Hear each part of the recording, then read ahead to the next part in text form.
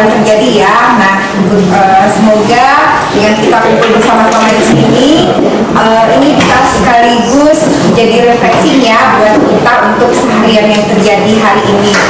Alhamdulillah, berdasarkan hasil dari 2 pertemuan sebelumnya, kita telah sama-sama menyepakati ada 2 tema besar yang kita butuhkan untuk kita pelajari kembali bersama-sama. Nah, kebetulan hanya berselang 2-3 minggu, Ibu Apri bisa membawakan materi yang pertama tentang disiplin positif, tapi ujung-ujungnya akan menjadi budaya positif. Nah, budaya positif ini ketika betul-betul kita lakukan, budayakan di sekolah kita, saya yakin sebenarnya kita tidak akan merasa lelah setelah pulang kerja seperti itu. Nah, Ibu Apri mengajak kita sama-sama untuk mari kita refleksi bersama tentang apa saja yang sudah kita lakukan dengan apa saja yang sudah didapatkan dari pelatihan-pelatihan tentang disiplin positif ini. Silakan Bu Apri, tepuk tangan buat Bu Apri. Terima kasih Bu Apri, Bapak Ibu. Assalamualaikum warahmatullahi wabarakatuh. Selamat siang. Masih berubah-ubah sebenarnya karena agak luas materi budaya positif ini Bapak Ibu, tapi niat saya adalah ini mengajak Bapak Ibu refleksi. Jadi dalam kesempatan ini nanti sampai mungkin 1 jam lebih ke depan, mari kita refleksi. Bapak Ibu, saya bukan berarti saya berada di sini saya sudah melakukan semuanya, bukan Bapak Ibu, saya sedang belajar. Saya belajar, saya mencoba di kelas saya sendiri menerapkan apa yang sudah saya dapatkan di pendidikan program ini. Sebelumnya mari kita explain dulu, tapi tidak berat-berat kok. Iya. Bapak Ibu hanya diminta untuk beberapa banyak wajah pada gambar berikut. Ini untuk melatih melihat fokus Bapak Ibu. Ya, silakan. Waktunya 30 detik saja, 30 detik. Wajah manusia.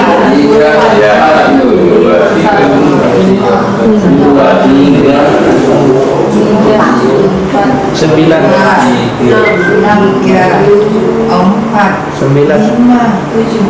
Oke, nggak cuma 5 aja sudah. Oke, ada yang bisa menyampaikan berapa yang di berapa yang dilihat? 9. Oke, 1, 11,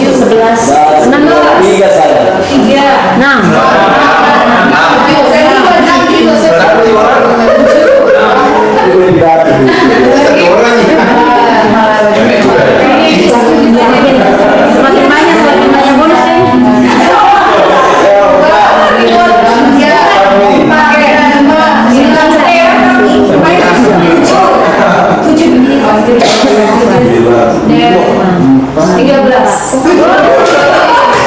Sekali jawab 11 berarti fokusnya bagus itu. Iya.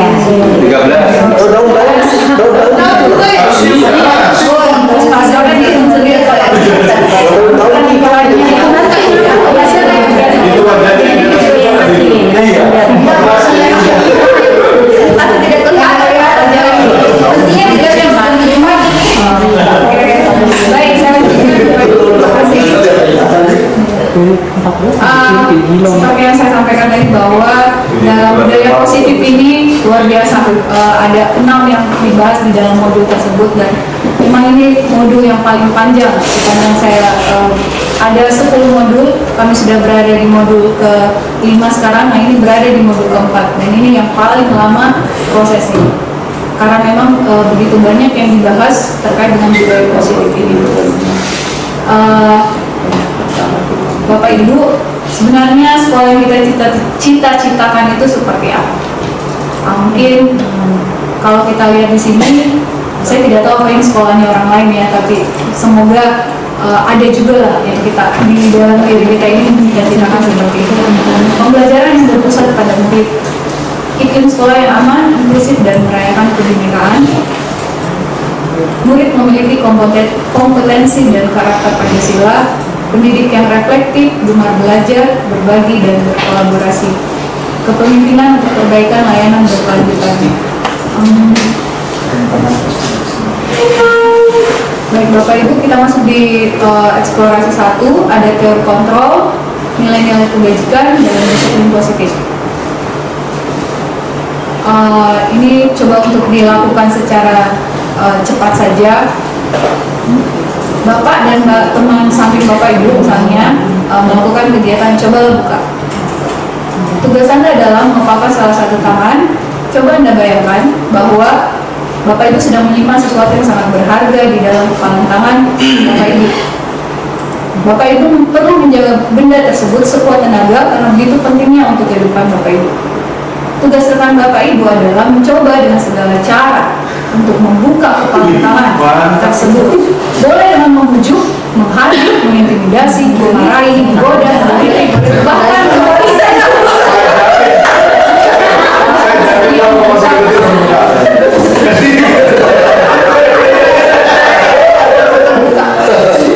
Coba berikan Bapak 3 detik saja. Bisa mencoba.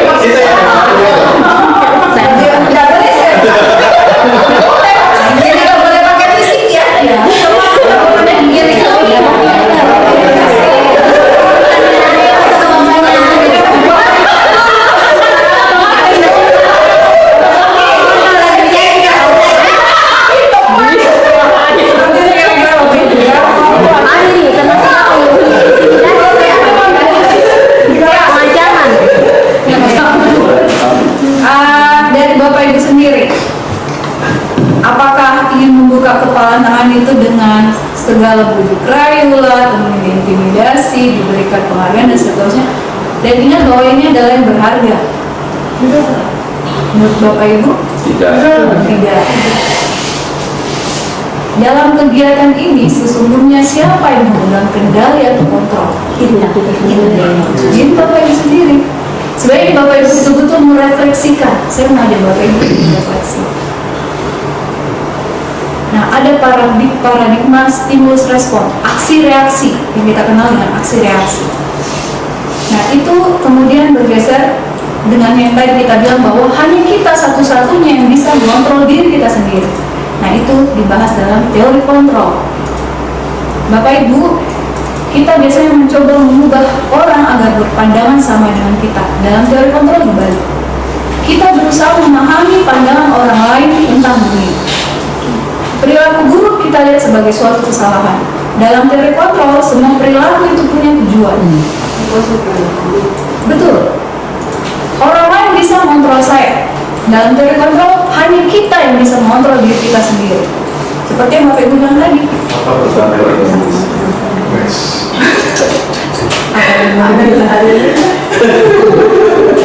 Saya bisa mengontrol orang lain. Buktinya Bapak Ibu tadi tidak bisa mengontrol teman Bapak Ibu. Pemaksaan ada pada saat bujukan gagal. Contoh tadi diintimidasi dan seterusnya, diberikan hukuman dan seterusnya. Kolaborasi dan konsensus menciptakan pilihan-pilihan baru. Model berpikirnya menang kalah kalau di aksi reaksi, tapi di teori kontrol kita berpikir win-win solution.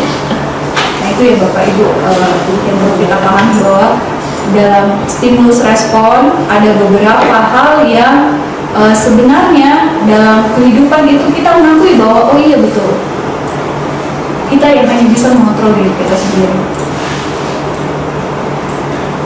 Nah terkait itu Bapak Ibu, ini makna disiplin. Ketika mendengar kata disiplin, apa yang terlintas di benak Bapak Ibu? Suatu perhatian itu teratur, taat, tanggung jawab. Ada lagi? On time. Ya. Tata tertib, kepatuhan, hukuman. Tadi tidak ada yang menyebutkan sih dengan yang mana ya, tapi Nena sebutnya mana tidak sudah ngide lagi itu. ya sama ketika kita mungkin aduh sisa 1 menit, sisa 1 detik ini, aduh sudah 1 detik saja saya sudah bisa finger dan tepat waktu. Itu kan menimbulkan ketidaknyamanan. Kalau notifikasi tidak jadi. Bapak Ibu, di pemikiran Kajar Dewantara, jadi semua diberikan guru penggerak ini, kami kemudian diajak untuk berpikir apa yang dipikirkan selama ini oleh Bapak Kajar Dewantara. Nah, dengan pandangan sejalan dengan Dian Gosan dalam bukunya Restructuring School Discipline, bahwa disiplin itu kalau dari segi bahasa itu disiplina, artinya belajar, atau bisa juga diartikan sebagai murid atau pengikut. Nah, disiplin diri itu sebenarnya mempelajari bagaimana cara kita mengontrol diri. Makanya tadi pertama itu adalah teori kontrol. Menguasai diri untuk memilih tindakan yang mengacu pada nilai-nilai yang kita hargai. Jadi itu sebenarnya makna disiplin. Jadi bukan, sebenarnya ada pergeseran ya Bapak Ibu ketika kita tadi mengatakan bahwa semua yang kata-kata Ibu sebutkan tadi tentang disiplin, kemudian ketika kita baca kembali makna kata dari kata bahasanya saja ternyata itu belajar dari segi bahasa, kemudian dari segi istilah. Nah, apa peran kita sebagai pendidik? Jadi kita ini punya tujuan agar siswa kita ini punya disiplin diri yang muncul dari motivasi intrinsiknya sendiri. Meskipun kita mungkin melakukan kayak tadi segala macam cara mengintimidasi, memberikan reward dan punishment itu nanti ada, tapi kalau misalnya itu sudah ada dari motivasi intrinsiknya sendiri, insya Allah maksudnya siswa kita tidak perlu lagi terlalu seperti yang dibilang Wesi tadi, kita ketika sampai di rumah itu lelah sekali. Ini yang coba saya terapkan sedikit-sedikit ketika saya sudah mengetahui hal ini. Dan tidak lelah. Ya ada lelahnya Pak, tetap pasti ada lelah. Namanya juga kita sedang belajar, berproses. Nah, dalam standar pendidikan nasional juga ada disebutkan tentang penerapan disiplin positif, yaitu agar terbentuk murid-murid yang berkarakter, berdisiplin, santun, jujur, peduli. Dan ini nilai-nilai yang nantinya kita akan lihat di slide berikutnya Bapak Ibu ya, terkait nilai-nilai kebajikan. Jadi di standar pendidikan nasional itu juga termuat terkait dengan penerapan disiplin positif. Nah, ini nilai-nilai yang tadi, nilai-nilai kebajikan universal itu adalah sifat positif manusia yang merupakan tujuan mulia yang dicapai setiap individu. Nilai ini bersifat universal, umum, lintas bahasa, suku bangsa, agama maupun latar belakang. Setiap perilaku punya suatu tujuan. Nah, ini kita sudah pahami tadi. Dengan mengaitkan nilai kebajikan yang diyakini seseorang, maka motivasi intrinsiknya akan terbangun, sehingga menggerakkan motivasi dari dalam untuk dapat mencapai tujuan mulia yang diinginkan. Ini tujuannya sebenarnya disiplin positif, dengan mengaitkan nilai-nilai kebajikan yang kita percaya Bapak Ibu, kita yakini. Kalau di dalam kurikulum Merdeka saat ini kita kenal dengan profil pelajar Pancasila. Di kita saja kita punya ya Bapak Ibu nilai-nilai dasar YPS, itu kita punya juga. Jadi kalau di sini dimuat dalam profil pelajar Pancasila, saya yakin setiap institusi juga punya nilai-nilai yang dia yakini, yang mereka betul-betul pegang. Bagaimana cara kita memberikan apresiasi terhadap nilai-nilai kebajikan? Bisa dengan memberikan pengakuan secara khusus, pribadi, kepada semua murid secara bergantian, konsisten dan fokus pada proses. Ini saya ingat Bosi membagikan di grup terkait dengan salah satu guru Finland, guru Bos yang pernah ngajar. Iya, ngajar di Finlandia. Ketika memberikan pujian, guru itu tidak fokus pada adjektifnya, misalnya seperti kamu pintar, kamu hebat, tapi dia berfokus pada kata kerjanya. Nah, seperti hal ini Bapak Ibu, yang diharapkan adalah misal pada saat itu situasinya adalah kita melihat siswa kita sedang menolong salah satu murid, maka kita bisa memberikan pengakuan atau apresiasi nilai kebajikan yang dia lakukan. Ya, biasanya itu bagus, wah kamu keren. Nah, mungkin kita bisa mengubah dengan fokus pada kata kerjanya, Bapak Ibu. Kemarin saya perhatikan rasa empatimu besar sekali pada saat menolong murid baru kelas kita. Nilai apa yang dia yakini saat itu adalah empati.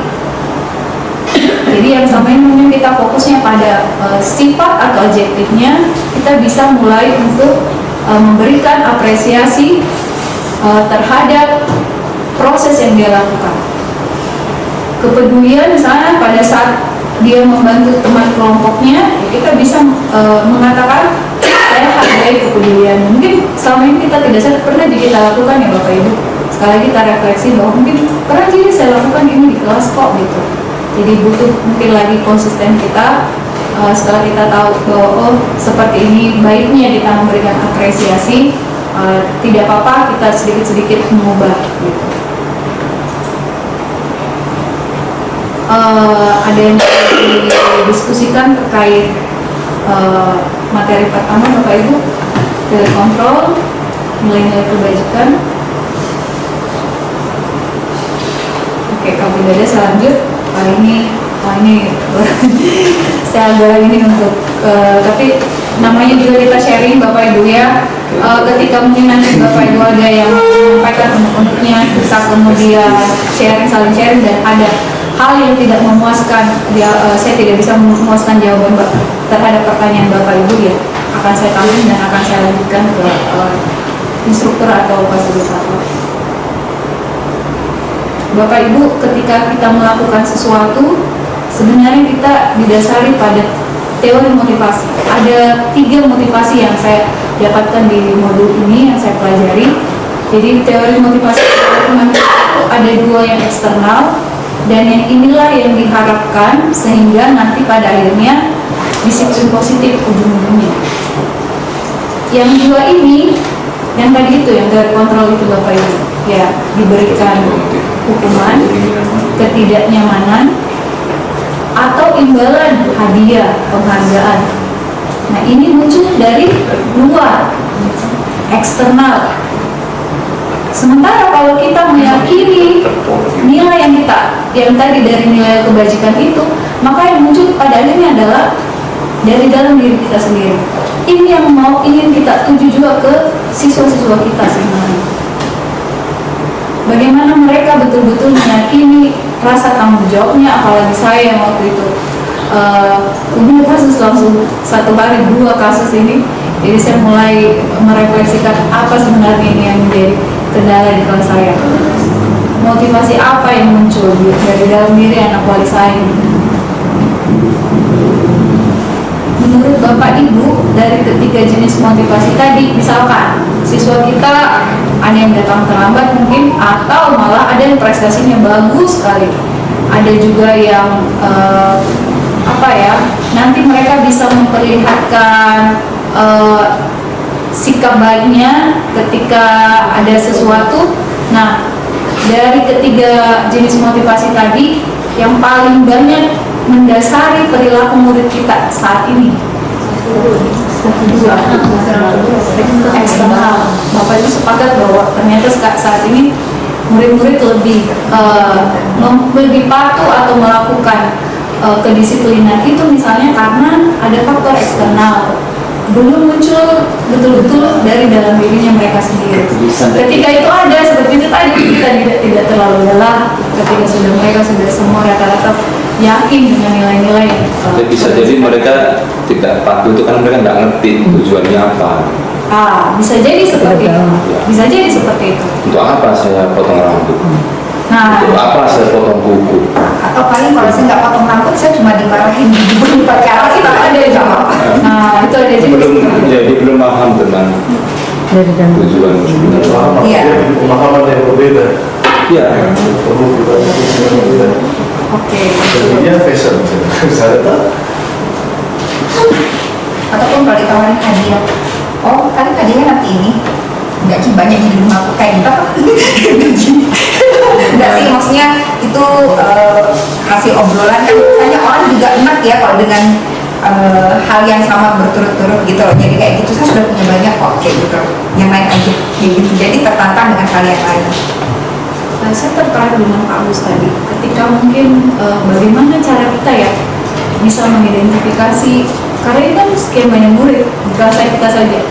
Bagaimana kita mengidentifikasi bahwa siswa kita ini tidak tahu atau tidak paham dengan apa sebenarnya motivasinya. Adakah Bapak Ibu yang sharing? Atau Pak Agus sendiri mungkin mengalami di kelasnya? Bagaimana cara kita, karena Pak Agus, saya tertarik sebenarnya, bagaimana kita mengidentifikasi murid-murid kita, apakah melalui ekspresinya atau apanya, sehingga kita tahu bahwa ya perilaku mereka begitu karena dia tidak paham. Itu nampak kalau dia selalu mengulang-ulang apa yang harusnya dia tidak perlu ulang. Contoh sederhana, kita sering melatih anak-anak, kalau nanti masuk janji berkeringat ya, tapi itu selalu dilakukan. Termasuk kuku harus bersih. Kalau seminggu sekali misalnya hari Kamis dia potong, artinya dalam 1 minggu itu kan dia akan selalu bersih itu. Tapi nyatanya Senin panjang, selalu begitu. Berulang. Padahal ketika dia punya paham bahwa kalau kuku saya bersih, tangan saya bersih, itu sehat untuk diri saya. Bisa bermain aman sama teman, tidak katakanlah siapa tahu sangat kita melambaikan tangan untuk dan ini mereka belum paham ternyata manfaat untuk tangan kuku bersih itu ini mereka belum ngerti. Mungkin tidak jauh-jauh kemana, mungkin kita juga nggak paham ya, naik motor pakai helm sederhananya. Padahal pakai helm kan tujuan kita untuk menyelamatkan organ tubuh kita, tapi faktanya masih ada juga orang yang naik motor nggak pakai helm. Ya kan arahnya kan nanti kena tilang, padahal itu bukan tujuan utamanya. Jadi tujuannya memakai helm itu memang kita nggak memahami sepenuhnya, sehingga tidak muncul dalam diri kita kesadaran untuk menggunakan helm walaupun jarak tempuh kita dan dekat gitu ya. Sekali lagi mungkin pemahaman yang mungkin kita perlu kita Silakan Pak. Memang ini saya bukan kembali ke diri saya.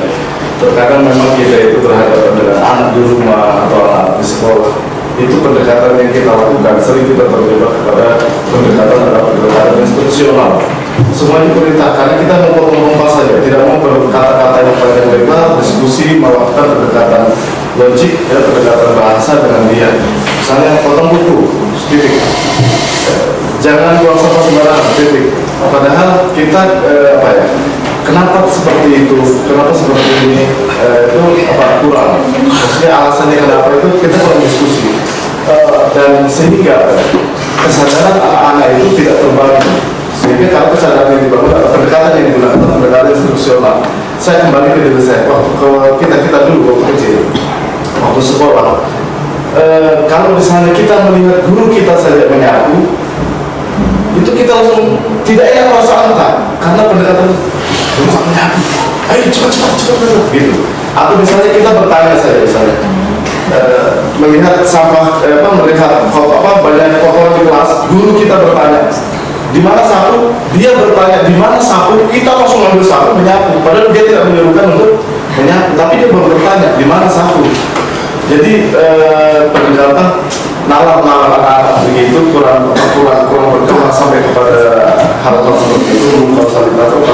Kalau dilakukan ini akan terjadi ini, kalau saya lakukan ini guru saya pasalnya akan begini, itu tidak sampai anak kita sana, tidak sampai. Mungkin ya karena itu tadi tersering kali kita memang kepada anak-anak, komunikasi kita kepada anak-anak itu komunikasi berkompas instruksional saja.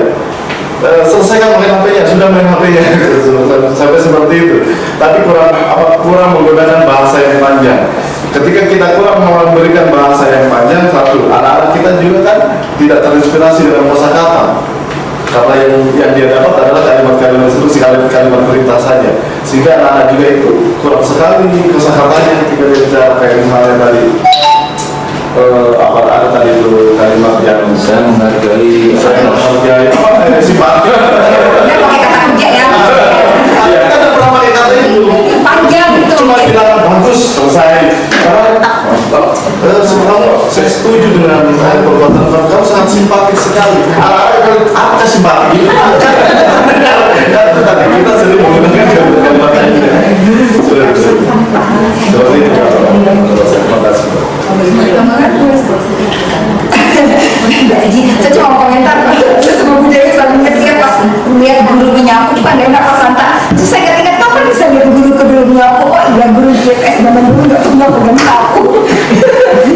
Ada jokesnya. Karena ada aktivitasnya. tinggal di atas. Guru dulu Pak yang guru GPS nggak pegang sapu Pak. Kenapa beda? Kalau kejabat tidak mau. Kalau ada kejabat tidak. Jadi saya nggak bisa merepapi semua. Iya. Pak Eko lihat guru GPS sama sebenarnya. Makanya nggak tunggu di sini itu kan. Iya kita sensitif dong. Kalau ada yang pernah seperti itu langsung pegang sapu, muridnya ini Bapak Ibu. Ada yang langsung kayak Saya punya pengalaman menarik ya. Jadi ketika saya mengajar, spidol saya jatuh, itu nggak ada yang ngambil. Saya cerita begini, saya bilang ke anak-anak, sebenarnya Pak Agus itu punya ilmu lah. Dulu saya ngajar itu, saya nggak punya, ini bukan sihir ya. Dulu waktu saya ngajar di kelas 6 yang lalu itu kalau ada spidol saya jatuh, itu tanpa saya ambil, itu spidol datang sendiri ke tangan saya. Begitu, sesampainya begitu. Tidak percaya, kita buktikan. Lama Pak saya mendapatkan anak yang datang ambil itu. Lama. Ternyata saya bisa berbuat seperti iblis ini. Saya bilang begitu. Nanti ujung-ujungnya ada anak tertentu, ambil kok. Akhirnya apa? Ada yang ngambil Pak, meletak saya. Ini buktinya. Bukan sulap, bukan sihir. Saya tidak ngambil tapi datang sendiri.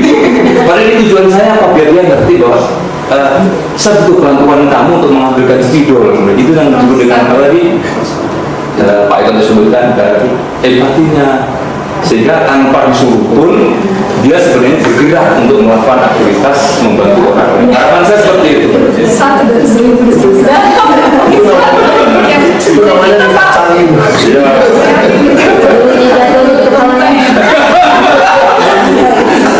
Gurunya terjatuh di pertama gitu. Sampai di bawah. Terima kasih Pak Agus, Pak Eko. Sepakat sih sebenarnya yang Pak Eko tadi bahwa saya juga sebagai orang tua di rumah saya melakukan itu Pak Eko. Instruksional, cuma ya jangan dilakukan itu tanpa memberikan alasan mengapa tidak boleh. Terima kasih masukannya Pak Eko. Ada lagi Bapak Ibu? Ataupun bahkan ketika anaknya ini dia langsung mengejar, kenapa Bu nggak boleh kayak gitu? Kita kayak kesel, ini sudah masuk ke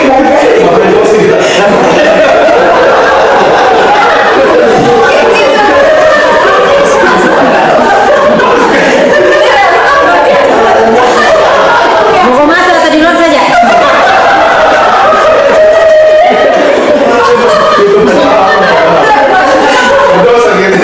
maksudnya itu momen tak masuk kan di sini menjelaskan.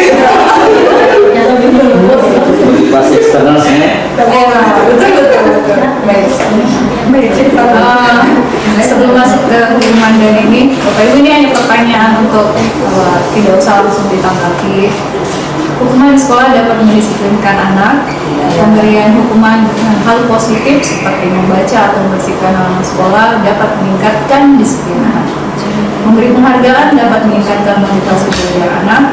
Membuat anak merasa bersalah, memberi dampak lebih ringan dibanding menghukum. Ya, silakan. Setuju, saya tidak setuju. Silakan Bapak Ibu. Ini sebenarnya panjang sekali kalau saya mau tampilkan semuanya Bapak Ibu Itu bedanya yang pertama.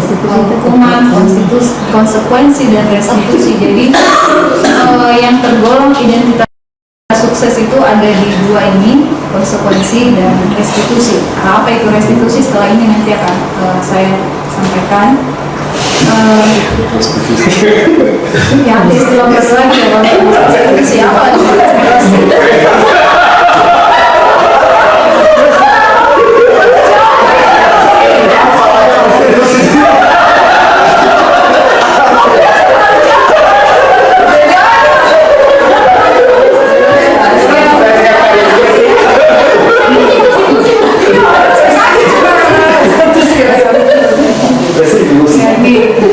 Mungkin bisa di awas kalau dilakukan lagi ya, nanti awas kalau ya.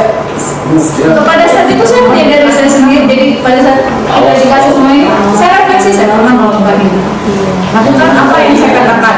Apakah ini yang sesungguhnya yang kamu lakukan baik berbeda tentu Bapak Ibu yang kata-kata ini ada salah. Sesungguhnya saya. Awas.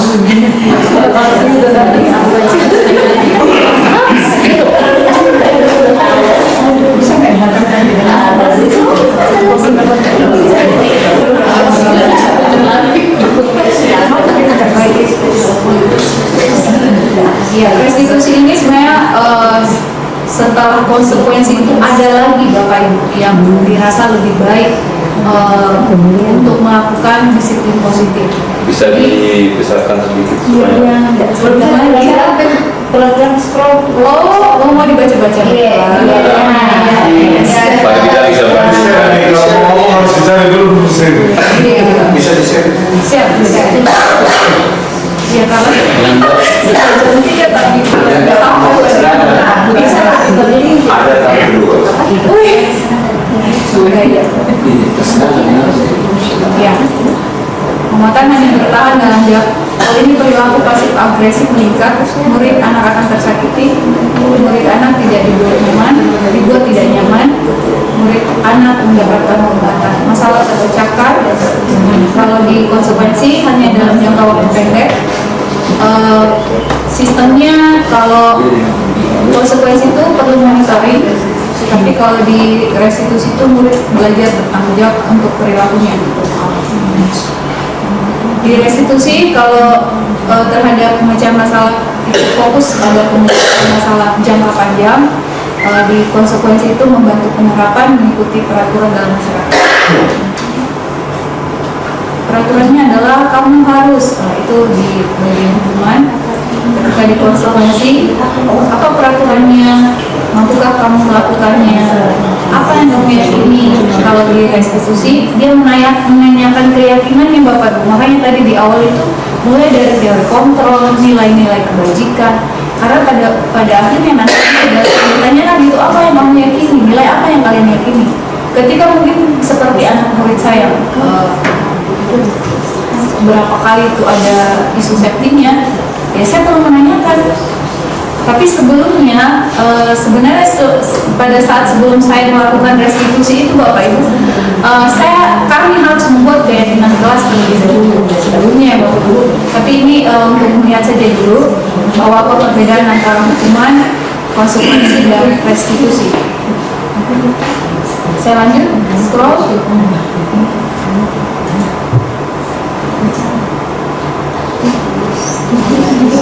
Bahasanya disesuaikan dengan iya. Kalau langsung mau berkomentar atau ini Bapak Ibu silakan. Ya, ini tadi kalau di konsekuensi itu masih pakai aksi reaksi, stimulus respon. Positif itu kita sudah mengenali teori kontrol seperti tadi. Di hukuman itu menjadi paksaan.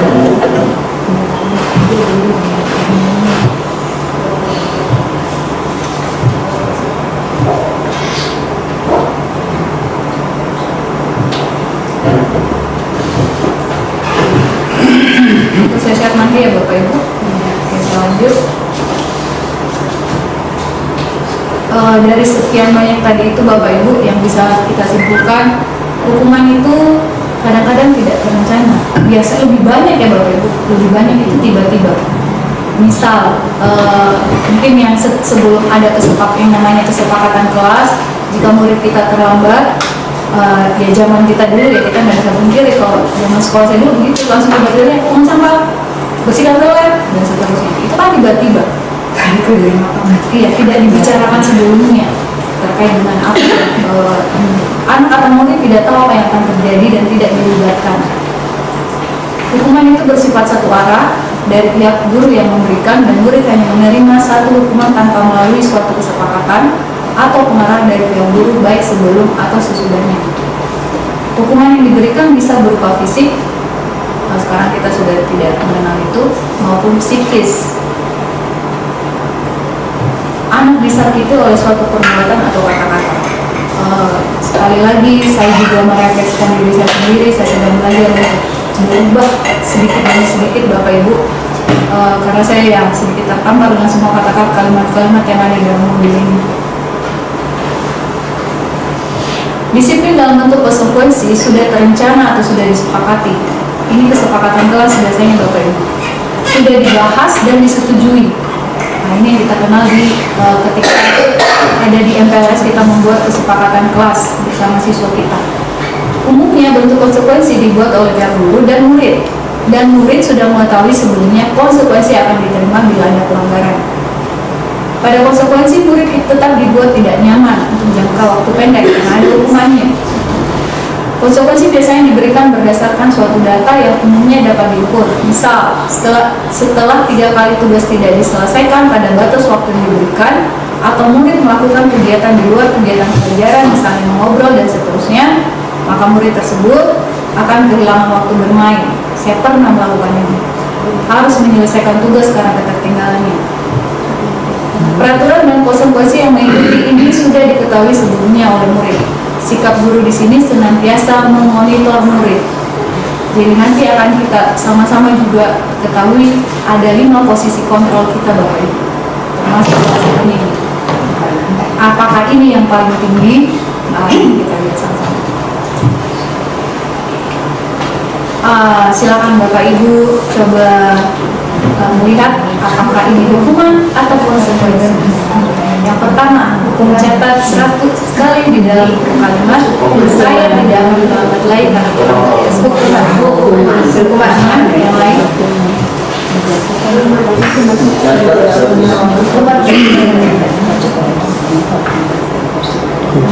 Konsekuensi Bapak Ibu, karena saya tidak akan terlambat tadi seperti contohnya tadi ada pengulangan. Ini ya Bapak Ibu tadi.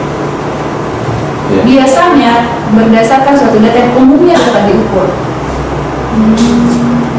Itu yang Bapak Ibu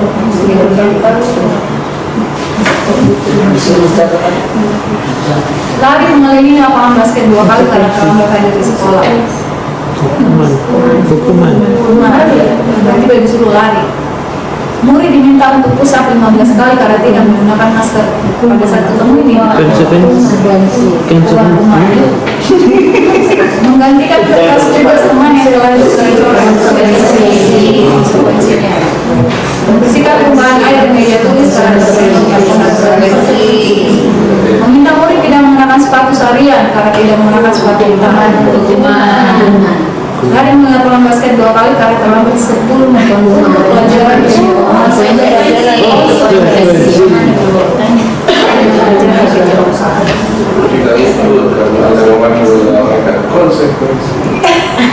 Kalau ini bicara, tapi ternyata ada di atasnya konsekuensi. Iya, ada lagi restitusi. Baik, Bapak Ibu, dihukum oleh penghargaan ini luar biasa nih. Pada saat saya juga membaca ini, dihukum oleh penghargaan seperti apa ini ya? Saat kita berulang kali menjanjikan hadiah, ini sudah kepada penghargaan yang berbeda. Agar berperilaku bertanggung jawab, atau kepada seorang murid agar mempelajari sesuatu yang baru, atau kepada seorang karyawan agar melakukan pekerjaan yang berkualitas, kita sedang berasumsi mereka tidak dapat melakukannya atau mereka tidak akan memilih untuk melakukannya. Setuju Bapak Ibu? Ada peluang bahwa ketika kita menjanjikan hadiah, apakah itu menjamin bahwa anak tersebut akan konsisten? Tidak ada jaminan. Tidak ada jaminan.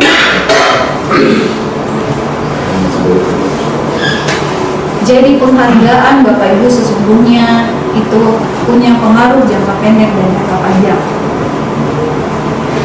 Kenapa penghargaan merusak hubungan? Tidak dapat lah. Berulang lagi terus, kemudian bertengkar biasa, betul. Terjadilah kayak atau dia malah memusuhi gurunya kan, misalnya gurunya yang kasih kita tidak pernah lagi dikasih. Penghargaan menghukum. Penghargaan berhubungan. Mungkin kita biasa menerapkan seperti kalau kamu bisa melakukan ini, kamu dapat poin 100 ya, atau ini saya kasih stiker bintang ya, atau seterusnya lah, misalnya contoh-contoh baik-baik yang dia lakukan.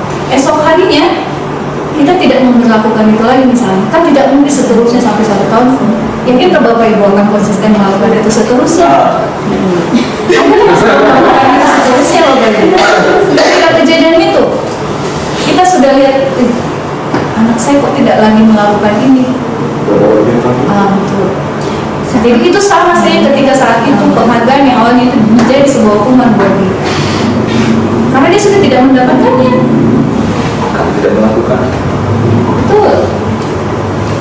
Jadi banyak hal dari penghargaan Bapak Ibu yang perlu kita mungkin sama-sama samakan betul-betul persepsi kita ya terkait penghargaan ini. Bagaimana contoh baiknya sebenarnya penghargaan ini?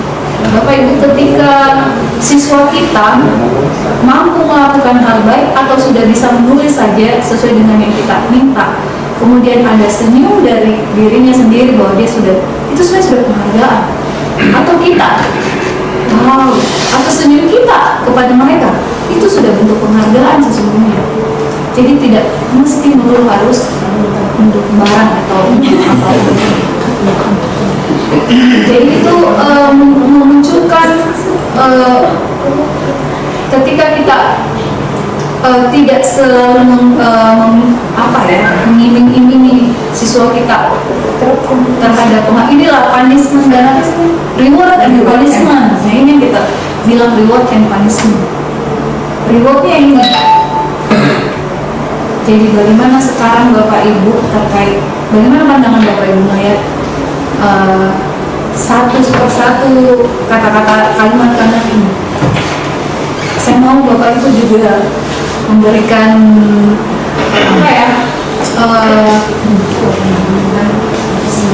maksud saya pandangannya, perspektifnya terhadap kalimat demi kalimat yang dikatakan dihukum oleh pelanggaran. Ini Bapak Ibu mau berkomentar? Atau bisakah dijelaskan Bu, apa itu penghargaan mematikan kredibilitas? Ya betul.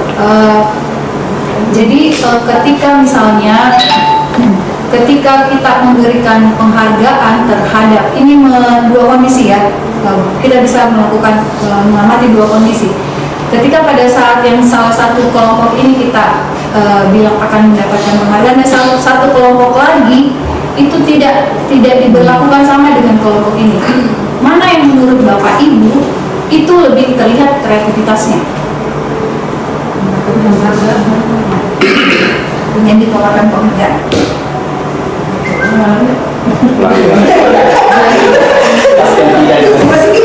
Iya. Jadi Nanti itu akan iya, kalau menurut dari yang saya pahami bahwa ketika misalnya salah satu bagian sini itu dia kelompok A dan kelompok B, maka ya akan tampak betul-betul mungkin secara ini kita biasa melihat memang yang ditawarkan itu adalah kelompok A itu justru lebih kreatif karena dia butuh melihat ada imbalannya gitu, sementara yang kelompok B tidak sama sekali, tapi kan tidak diberitahu bahwa kamu diperlakukan berbeda misalkan antara kelompok A dan kelompok B. Jadi kelompok B ini tentunya akan juga melakukan hal terbaiknya untuk memperoleh meskipun dia tidak diiming penghargaan. Dan ini ketika next berikutnya pasti akan kelihatan yang mana siswa yang konsisten terhadap kreativitas itu gitu. sebenarnya kesitunya Bu guys, maksudnya ini. Jadi segala sesuatu yang ada di sini ini kita berbicara ke Orientasinya ya. betul orientasinya, betul jangka panjangnya yang kita mau perhatikan dari sini. Bukan pada saat itu saja, tapi orientasi dan jangka panjangnya. Berarti lomba-lomba itu nggak cocok ya? Tergantung lomba apa. Lomba pidato kasih hadiah. Sebenarnya dulu itu sempat ada waktu disiplin positif ini muncul, itu sempat ada dibahas tentang kompetisi. Nah, kompetisi itu sebenarnya asalnya dari mana? Jadi memang ada beberapa lomba yang bisa kita ukur. Kayak misalnya sport kayak gitu kan, itu kan jelas gitu. Ada ininya.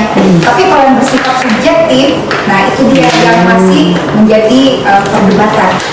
Jadi masih ini sih, kalau yang waktu itu yang saya ikut pembahasannya, yang lomba itu yang kayak yang apa, yang jelas gitu loh, orang semua lihat ya kriterianya ya. Karena kan kayak misalnya kita ikut seperti misalnya ya FLS 2M gitu, yang lomba tari, pria ayam segala macam, kita berusaha itu sebenarnya ada rubriknya, ada panduannya, tapi biasanya kita ini nggak, kita bisa langsung komentar kan, biasanya kalau sudah kurang dari ini kan kita langsung komentar gitu loh, yang mana yang jelas satu, oh ini kayak gitu, kita langsung kembali ngecek, kan harusnya begini, yang diminta kan ini, jadi persepsinya itu kita beda gitu loh tentang aturannya, rubriknya segala macam. Jadi ada kompetisi yang memang masih diperdebatkan ini untuk dikompetisikan atau enggak, tapi yang kayak misalnya kayak olahraga kayak gitu itu jelas gitu kan, seperti itu yang dinilai adalah kecepatannya kayak gitu kan. Kalau misalnya futsal kayak golnya Kualitatif dan kualitatif ya. ya bisa kayak gitu. Yang kualitatif itu yang sifatnya subjektif, yang kualitatif itu yang bisa ditulis secara angka kosong ujian secepatnya berapa menit, angka itu kualitatif itu objektif itu. Tapi kalau yang kualitatif itu tidak bisa dikatakan. Yang itu yang bisa dilihat lah dan orang ukur bisa jelas gitu kan. Itu yang saya tahu ya, kalau berubah. Ini pernah ada pertanyaan muncul juga pada saat bertemu dengan instruktur. Jadi kami tuh punya satu hari bersama instruktur untuk elaborasi pemahaman, dan di situ bisa menunjukkan pertanyaan. Kemudian ada teman-teman yang maju berarti sama dengan Pak Agus gitu. Bagaimana dengan kompetisi? Di situ kan ada penghargaan. Nah, menurut instruktur itu bahwa ada hal yang berbeda. Ini seperti yang saya jelaskan tadi bahwa dua hal ini berbeda. Ketika dalam pendidikan itu sekarang kita kan fokusnya adalah kolaborasi.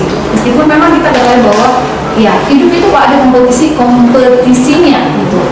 Namun kita perlu melihat bahwa penghargaan yang dimaksud pada saat mereka sudah mencapai sesuatu itu terukur seperti yang Bu Westi bilang tadi. Mungkin saya kurang lagi. Atau ada pendapat lain dari Bapak Ibu terkait apa tadi kompetisi yang disebutkan, karena ini memang masih bagi saya juga ketika disebutkan seperti itu oleh instruktur sebenarnya belum sepenuhnya bisa dicerna oleh kami semua terkait. Tapi tadi juga sih sudah memberikan gambaran sebenarnya seperti apa kompetisi yang memang masih ada jadi perdebatan yang luas terkait dengan kompetisi mana yang memang dibolehkan, apakah sport dan seterusnya. Kalau untuk O2SM, OSN, ya itu terlihat prosesnya Bapak Ibu. Ada lagi Bapak Ibu? Baik, restitusi. Apa itu restitusi? Jadi karena tadi dia bergandengan hukuman, penghargaan, dan restitusi. Dan kita sudah lihat tadi hukuman, konsekuensi, dan restitusi. Kalau dari Kamus Besar Bahasa Indonesia sendiri, restitusi itu artinya ganti kerugian, pembayaran kembali, penyerahan bagian pembayaran yang masih bersisa. Nah, seperti inilah kalau dicari di KBBI. Restitusi sendiri itu adalah proses menciptakan kondisi bagi murid untuk memperbaiki kesalahan mereka. Ada beberapa kata yang dibawa Bapak Ibu menjelaskan antara perbedaan antara konsekuensi dengan restitusi itu sendiri, sehingga ketika mereka dapat kembali ke kelompoknya dengan karakter yang lebih kuat. Bagaimana cara melakukan restitusi ini? Ada sebenarnya di ujung nanti tentang restitusi. Bagaimana kita menerapkan restitusi ini kepada siswa. Ini masih teori-teorinya saja dulu Bapak Ibu. Jadi restitusi ini kolaboratif. Kita dengan murid kita mencari solusi. Jadi bukan seperti tadi maksudnya hanya memberikan solusi jangka pendek, tapi ini untuk jangka panjangnya nanti. Dan membantu murid untuk berpikir menjadi seperti apa sih orang seperti apa mereka nantinya, bagaimana mereka memperlakukan orang lain. Ini terkait lagi dengan nilai-nilai kebajikan yang tadi sudah kita lihat sama-sama. Ada 9 ciri-ciri restitusi: belajar dari kesalahan, memperbaiki hubungan, menawarkan bukan memaksa. Restitusi adalah cara terbaik, menuntut untuk melihat ke dalam diri, mencari kebutuhan dasar yang mendasari tindakan, berfokus pada karakter bukan tindakan. Jadi karakternya bukan tindakannya, berfokus pada solusi, mengembalikan murid yang berbuat salah pada kelompoknya.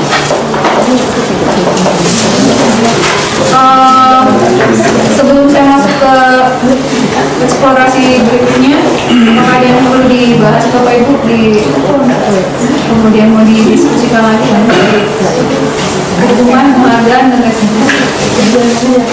Bapak Ibu ada pertanyaan tentang hukuman, konsekuensi, restitusi? Nanti saya tanya. Ya, ada kan contoh kayak restitusi Itu maksudnya salah satu saja dilakukan itu termasuk restitusi ya dari 9 itu ya.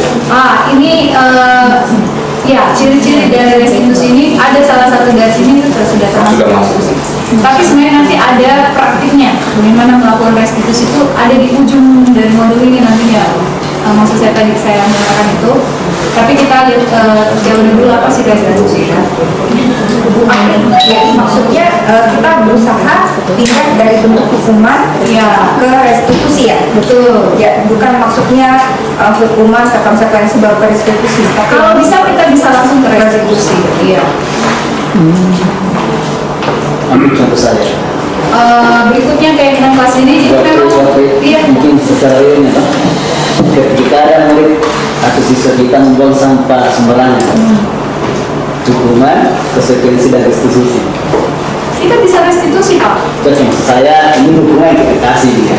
Oh ini konsekuensi, oh ini restitusi. Hukuman contohnya ketika ada yang membuang sampah. Mungkin Bapak apa? Konsekuensinya mengambil kembali di Iya, kalau di tempat sampah itu konsekuensi. Iya. Dia harus mengambil dan mengalami di tempat sampah. Mungkin saja hukumannya ya Bapak suruh dia bersihkan yang lain-lain, atau mungkin Bapak suruh dia Tidak ada kaitannya yang dilakukan. Ya bisa tidak ada kaitannya Pak, itu hukuman. Iya. kembalikan sampah dengan jongkok. Ya, atau seperti itu juga termasuk. Karena tiba-tiba Iya. Restitusinya restitusinya itu kita coba pendekatan dialogis. Bapak kan kita butuh waktu yang lama kan? ya kita harus Kita biasa terjebak, nah ini mengambil waktu ini, Pak. betul sekali. Seperti Sekarang ini. ini harus berubah bahwa itu tidak mengambil waktu, tapi Ya, perlu ini demi penyelesaian. betul sekali. Oh, caranya Pak Bar ngambil sampahnya sebagai tempat sampah. Biar kita lakukan.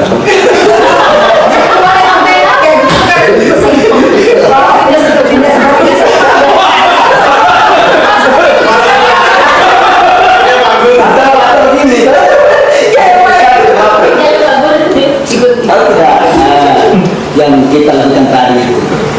Nah, mulai itu kita mulai melakukan tahapan-tahapan sebenarnya Pak. Itu yang termasuk dengan pendekatan ya. Betul. Jadi Bapak mulai mendekati, menanyakan dulu, menstabilkan sebenarnya apa alasannya melakukan itu. Kan sudah ada di ujung nanti nih kalau saya sudah bahas nanti. Ya kita tunggu ujungnya. Sampai ini sudah jam berapa nih? Tidak apa-apa. Betul. Nah itu tadi yang disampaikan bahwa ada siswa itu belajar dari kesalahan dan fokusnya pada solusi dan karakter. Nah inilah sebenarnya tujuan dari restitusi itu nantinya. Ujung-ujungnya Pak, karakter dan nilai keyakinan, nilai-nilai kebajikan yang diyakini, itu yang kita mau sebenarnya tuju nanti. Sehingga apapun itu ya, kita tidak perlu lagi capek-capek buang sampah sembarangan, aku sampahmu gitu. Tapi memang sudah akhirnya ada motivasi intrinsiknya sendiri. Salah kayak ini yang juga dia. Atau kan gila ketika dia mau sampai dia kembali. Nah, itu muncul. Itu kan memang sudah, maksudnya dia sudah tahu nggak perlu direstitusi. Itu tidak. Ya mungkin salah satu kita itu tujuannya adalah ketika dia membuat sampah sembarangan. Solusi itu sudah solusi di sini. Oh iya Bu, saya harus membuangnya di tempat sampah.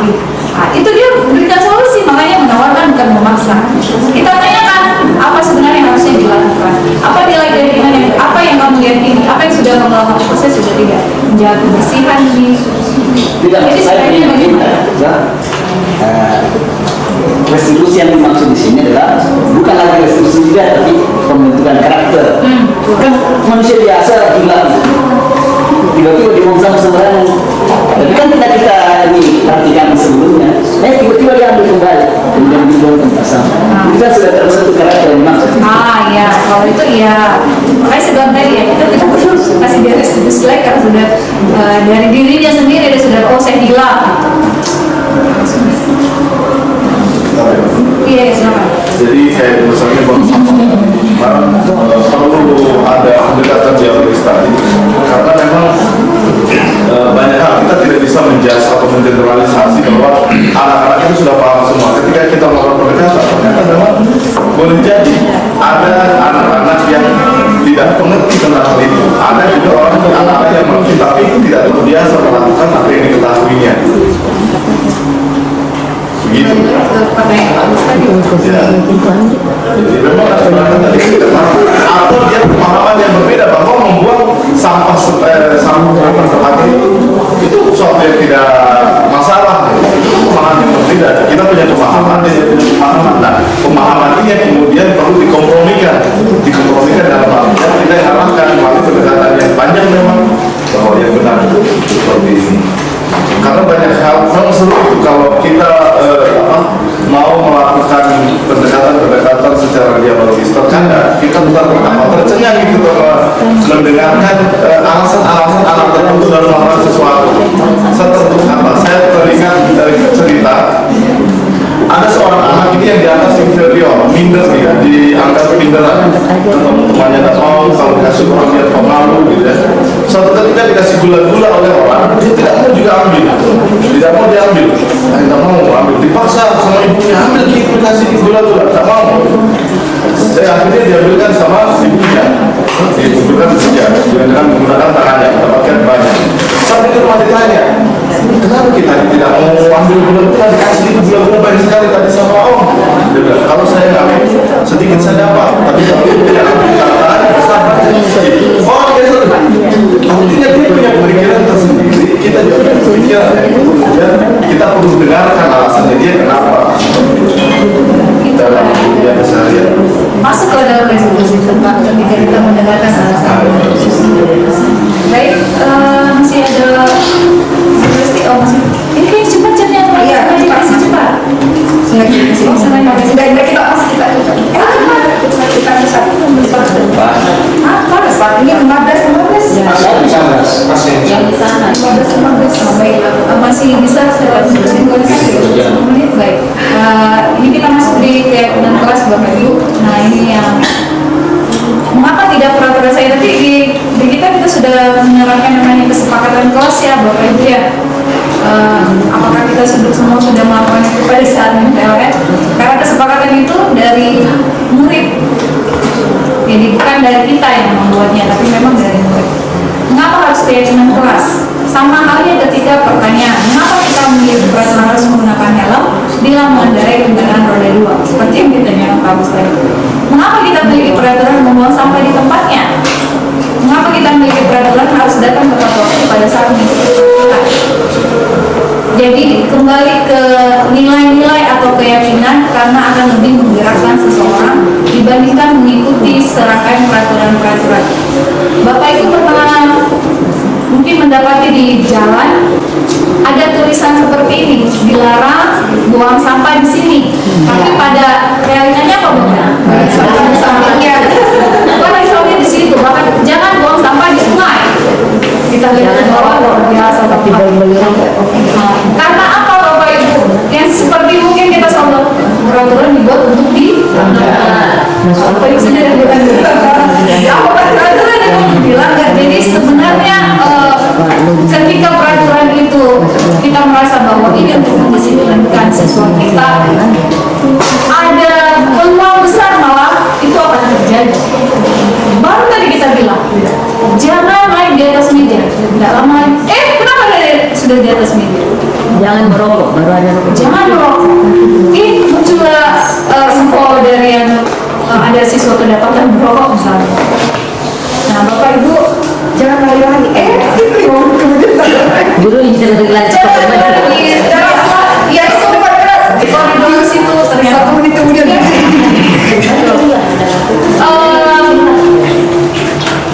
Kesepakatan kelas untuk mengubahnya ke keyakinan kelas itu kita perlu seperti misalnya Bapak Ibu ya. Saya sudah mulai. Jadi sebelum itu waktu kelas saya tidak tahu namanya ada keyakinan kelas. Jadi saya ikuti saja kita buat kesepakatan kelas ya. Dari 1, jadi yang nomor 50 ini karena memang anaknya sudah hadir. 1 sampai 29 harus memberikan apa sebenarnya yang kamu mau disepakati di kelas kita bersama. Akhirnya adalah 29 yang mereka ungkapkan semua. Kemudian dilihat, ada yang sama. Jadi kita kerucutkanlah yang sama seperti ini jadinya. Kalau ini karena saya bilang saya juga termasuk warga di dalam kelas kita ya, saya berikan masukan tidak menyentuh properti guru tanpa izin ya. Jadi ada batasnya juga, kalian bisa masuk areanya guru gitu. Kemudian dari kesepakatan kelas ini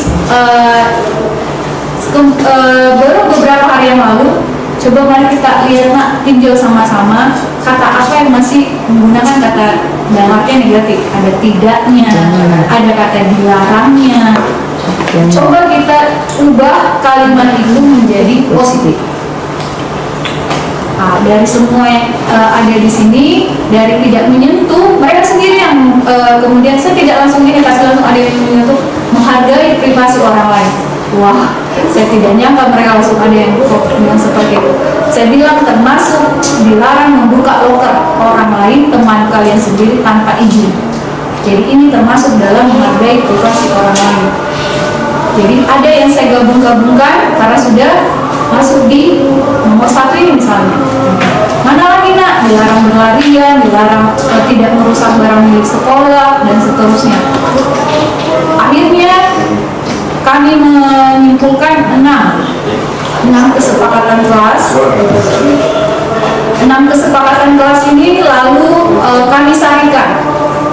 Kira-kira terkait nilai apa ini yang kita mau tuju dari 6 kesepakatan yang sudah kita tadi ubah dari yang negatif menjadi positif, seperti menghargai privasi orang lain, kalau menghargai privasi orang lain berarti kami saling menghargai. Jadi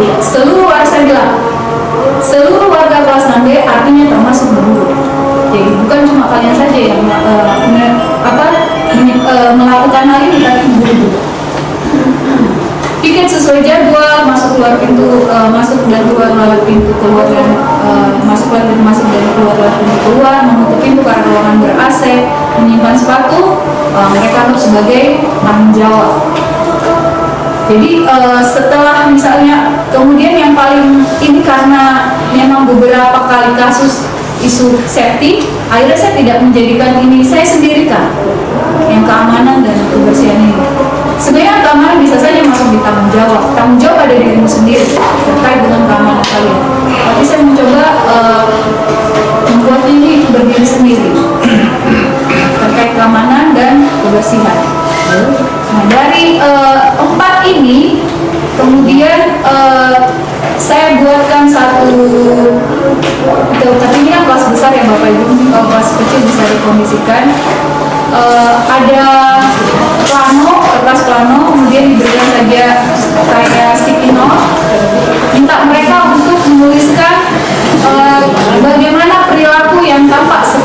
saling menghargai. Bagaimana perilaku yang tidak tampak seperti saling menghargai.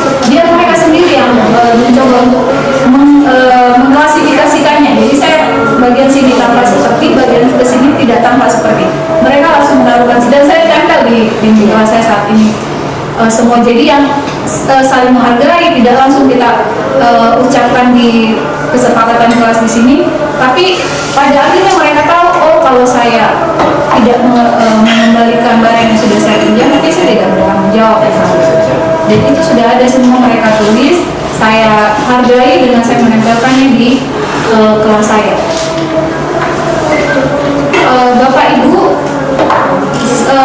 saya bukan maksudnya mau Bapak Ibu juga harus melakukan itu, tapi itu tadi saya hanya mengajak mari kita berefleksi sama-sama apakah dengan hal itu, dengan yang tadi kalimat-kalimat negatif kita ubah jadi kalimat positif. Jangan buang sampah di situ ya, jangan buang sampah di bawah meja, tapi kita mengubahnya jadi buanglah sampah pada tempatnya. Akhirnya ya buang semua pada saat, karena kita sudah memilih buang sampah pada tempatnya. Kalau kita bilang jangan buang sampah di bawah meja, tidak lama itu ada sampah di bawah meja, dan itu memang kayak natural sekali langsung kejadian kayak begitu ya. Terinspirasi. Dari kalimat itu Pak, iya dari kalimat itu justru kok terinspirasi dari kalimat yang negatif seperti itu. Jadi mari kita coba melihat apakah dengan seperti itu ada perubahan yang bisa terjadi gitu. Saya pun kemudian mencoba untuk terus memonitor sebenarnya Bapak Ibu apakah dengan seperti itu akan ada perubahan, dan ya meskipun belum terlihat, masih ada 1-2 sampah, tapi tidak begitu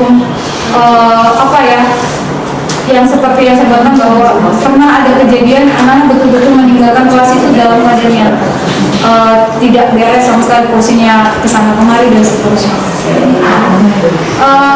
Beberapa peraturan yang bisa kita sarikan menjadi nilai kebajikan atau keyakinan kelas, misalnya selalu kembalikan buku ke tempatnya, itu terkait dengan tanggung jawab. Dilarang mengganggu orang lain, sama saja kita menghormati orang lain dan diri sendiri. Hadir di sekolah tepat waktu atau 15 menit sebelum pembelajaran, artinya kita punya komitmen dan menghormati orang lain. Sampai ke sini Bapak Ibu. Bahkan seperti ini, gunakan masker, ternyata itu terkait dengan kesehatan, keselamatan, dan kepedulian. Nah, ini nilai-nilai yang ingin kita coba untuk munculkan di yang terkecil dulu lah, di kelas kita masing-masing gitu. Seperti itu. Ada yang mau disampaikan Bapak Ibu? Terkait ini contoh kesempatan kelas yang lain. Kalau saya tadi sudah buat sendiri. Semakin banyak semakin bagus atau semakin sedikit? Semakin sedikit, semakin sederhana justru semakin bagus jelas. Dan harus ditinjau kembali, dilihat apakah yang ini memang sudah terlaksana dengan baik. Malah kalau semakin banyak kita susah untuk ini. Jadi sebaiknya semakin sedikit lebih bagus. Supaya dipastikan terlaksana ya. Supaya dipastikan terlaksana. Jadi sudah sampai kesepakatan kelas dulu, Bu. Ya. Baik, Bu Apri, terima kasih banyak untuk sesi pertama sudah positif, Mas. Jadi teman-teman, sebenarnya tahun 2016 itu KGBM kerjasama dengan PT Vale Indonesia, KGBM Timur ya, pernah mengadakan pelatihan disiplin positif. Waktu itu yang wakil dari SDN Pastor Probeus yang saya ingat almarhum Bu Rama.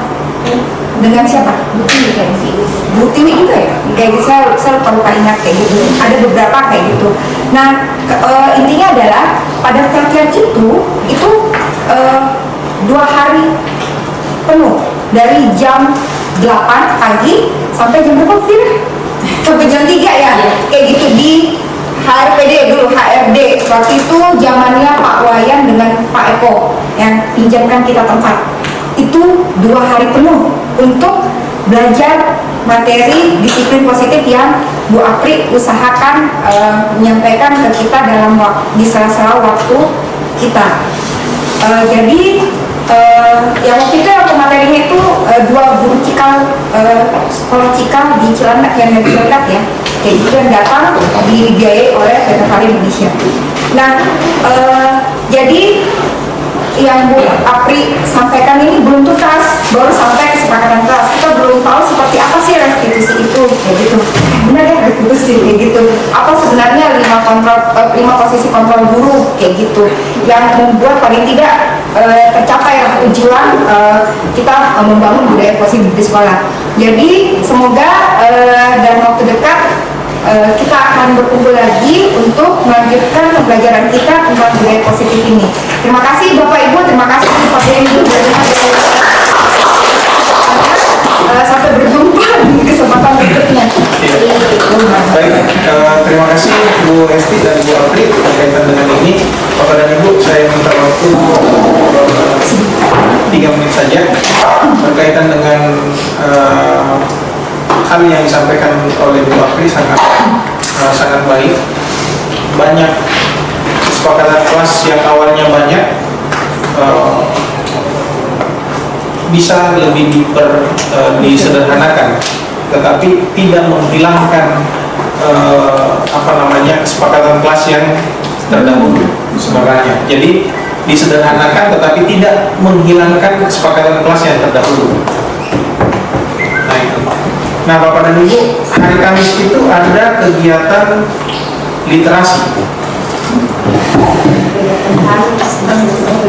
Kegiatan iya, yang 7.30 sampai 8.40. Bisakah di waktu itu Bapak dan Ibu melihat kembali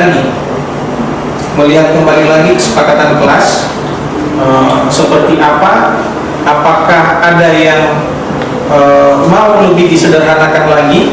Apakah ada kata-kata negatif yang bisa kita bersama-sama dengan siswa untuk memberikan dampak yang lebih baik lagi daripada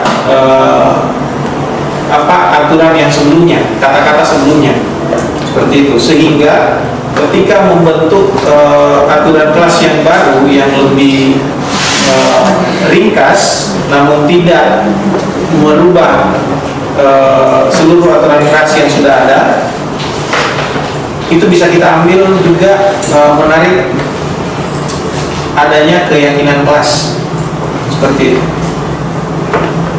Jadi untuk kegiatan literasi di hari Kamis, apa bisa disematkan kegiatan ini Bapak dan Ibu, sehingga apa yang sudah disampaikan oleh Bu Apri dan Bu Hesti itu bisa kita implementasikan. Kita coba untuk implementasikan di dalam kelas kita terlebih dahulu, seperti itu. Mungkin itu saja dari saya, Bapak dan Ibu. Mari kita mulai dari diri kita. Terima kasih banyak sekali lagi Bapak dan Ibu semua, Bu Hesti dan Bu Apri, SDIP Selawiwu.